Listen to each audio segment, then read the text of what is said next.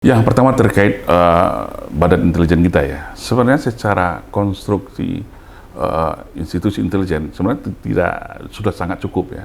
Kita punya badan intelijen negara yang mengkoordinir seluruh lembaga-lembaga intelijen, baik itu dari kepolisian, Intelkam, BAIS, TNI ya. Sebenarnya kejadian ini sudah bisa ditangkal dini dari awal, preventive action. Nah, cuman yang saya lihat, mohon maaf, ini harus saya buka di sini.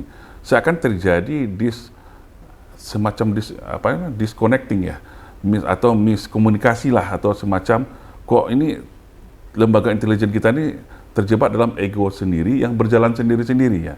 Nah, ini bisa kita lihat ketika Brimob menangkap dari BAIS, Brimob menangkap polisi kita menangkap ada oknum TNI di demo. Padahal ini kan kalau dalam dunia intelijen namanya TNI, dia juga mempunyai kewenangan untuk memantau kondisi di lapangan ya.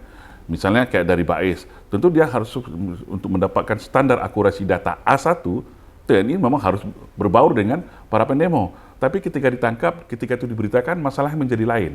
Berarti kan ada nih komunikasi yang tersumbat di sini. Ada koordinasi yang terputus di sini.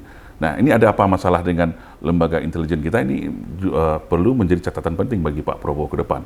Karena ingat, intelijen adalah mata dan telinganya seorang presiden ya, yang tersebar di seluruh masyarakat. Bahkan kalau sebuah intelijen yang baik itu adalah jarum pentul jatuh pun presiden sudah tahu lebih dulu.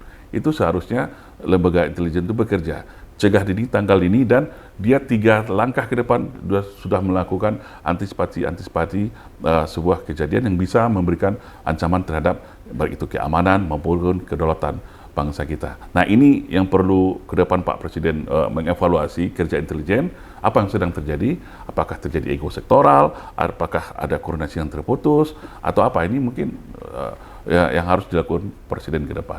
Nah, terkait tentang penglibatan kelompok civil society ya, ini saya rasa sudah saatnya Pak Presiden melakukan dialog ya. Dialog yang lebih luas, dialog yang terbuka, dialog yang dengan lapang dada dan kejernihan, merangkul seluruh elemen masyarakatnya. Kalau sekarang ini kita lihat kan, mohon maaf, Pak Presiden terjebak oleh selalu dengan buzzer, influencer, dan hanya tokoh-tokoh tertentu yang mendukung beliau saja gitu.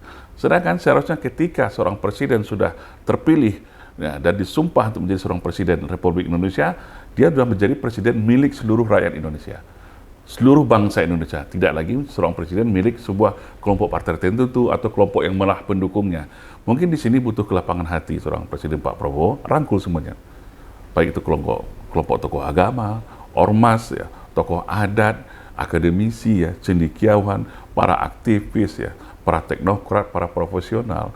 Memang sudah ada saya lihat, tapi kalau kita mohon maaf, jujur kita nilai itu adalah masih terkooptasi ke kelompok-kelompok yang mendukung beliau aja. Sedangkan Indonesia ini tidak cukup hanya, seharusnya inilah saatnya Pak Prabowo merangkul semuanya, karena tidak bisa sebuah bangsa itu bisa dibangun tanpa persatuan dan kesatuan dan tanpa dukungan seluruh elemen anak bangsa.